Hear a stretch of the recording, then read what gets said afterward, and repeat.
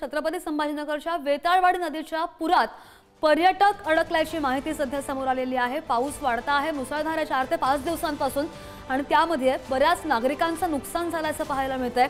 संभाजीनगरच्या वेताळवाडी नदीच्या पुरामध्ये पर्यटक अडकल्याचं पाहायला मिळतंय।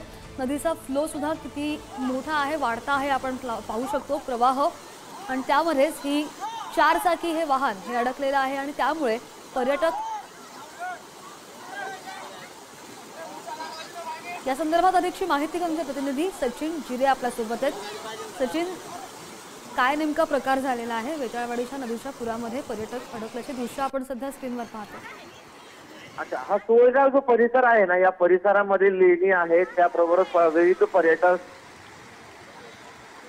पर्यटक आले होते। मात्र मोठा पाऊस झाल्यामुळे या ठिकाणी नदीवरून पाणी वाहत असताना ड्रायव्हरने धाडस केलं आणि या नदीच्या प्रवाहामध्ये ती वाहन टाकली होती। मात्र त्याच दरम्यान ते वाहन त्यामध्ये अडकलं आणि बाहेर निघणं त्यांना देखील मुश्किल झालं होतं। याच परिस्थितीमध्ये तिथून जाणाऱ्या काही ग्रामस्थांनी हे दृश्य पाहिलं। ग्रामस्थांनी तातडीने ट्रॅक्टर आणला आणि त्या ट्रॅक्टरच्या मदतीने ही वाहन बाहेर काढली। त्यामध्ये 4 महिला व 3 पुरुष होते। सुदैवाने ग्रामस्थ तेथे आल्याने पुढील अनर्थ टळलेला म्हणून असं धाडस पुन्हा करू नये अशा पद्धतीचं या सर्व यातून समोर येत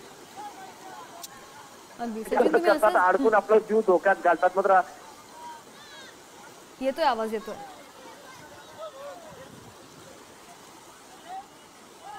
सचिन, असे जोडलेले राहा, तुमच्याकडे पुन्हा एकदा येते ही दृश्य आपण पाहतो छत्रपती संभाजीनगरमधून। संभाजीनगरच्या वेताळवाडी नदीच्या पुरामध्ये पर्यटक अडकल्याचं पाहायला मिळतंय।